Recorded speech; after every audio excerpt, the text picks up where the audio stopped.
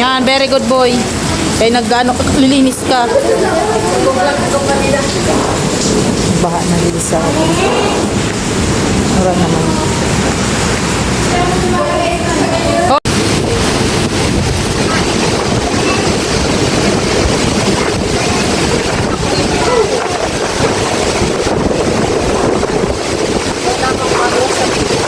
Ay, talaga.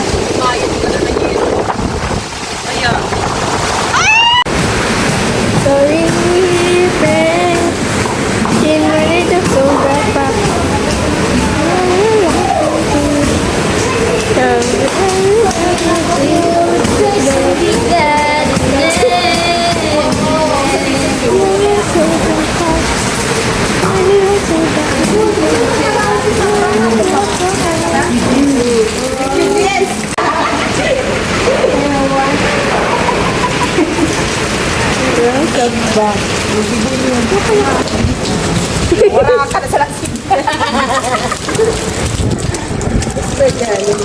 Umagang-umaga nga nang maranasan na nga namin yung hagupit ni Bagyong Uwan at salamat naman at hindi naman siya gaano kahalakasan. Bago dumili mga mari, nagluto na kami ng panigabihan na munda na gulay na langka. Tapos yan, share na lang kami mga mari dahil gata nga yan, baka mapanis pa nga kinaumagahan. Say hello! Wow! Wow! Oh God!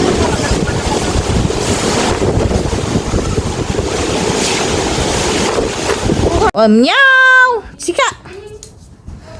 Alis dyan, Vicky. Alam, meow! Meow! Meow!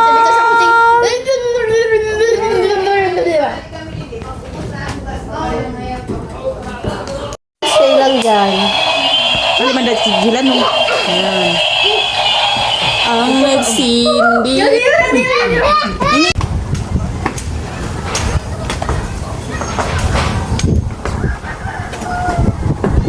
Ganito mga maaari na may kalamidad, hindi ka talaga makakatulog ng mahimbing dahil iniisip mo nga yung kapaligiran mo, baka bumaha na, baka lang mga maaari dahil syempre yung tubig hindi natin alam. Tapos nga ng araw na yun na si Iwan nga ay umatake na sa atin, ito kinaumagahan ay nagputol-putol na nga kami ng mga bumagsak na nga na kahoy dito. Kasing puno ng kayumito mga maaari habang humahangin talaga.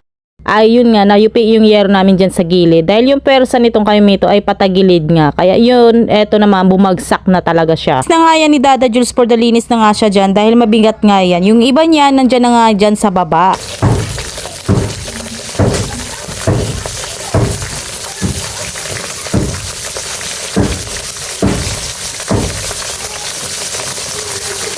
Ako naman, nagluto na ng pananghalian namin dyan na tuyo, tapos nagluto lang ako ng Lucky Me. So, perfect na perfect match talaga yan mga mare, di ba?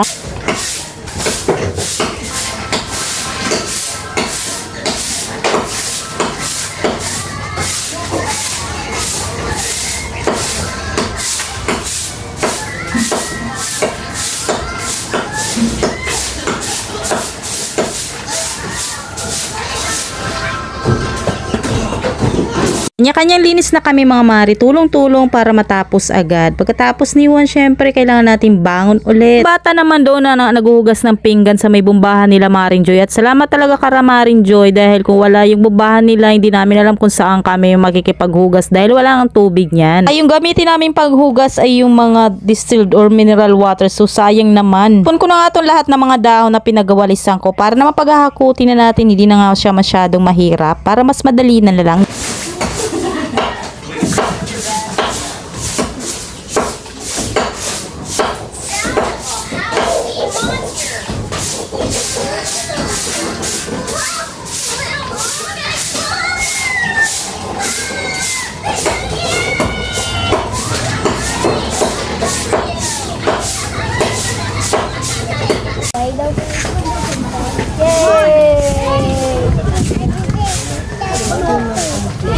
Tulong-tulong na nga yung mga personahe dito kasi nabagsakan na nga yung tindahan nitong punong mangga. Naglibot-libot din ako mga maaari para makita yung lagay ng mga bahay ng kapitbahay ko. Eto nga ay totally damaged nga, pati na yung tuwalya.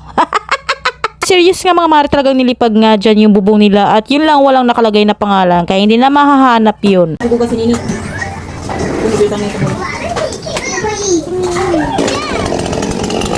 Hulog, sabi mo hulog ikaw da.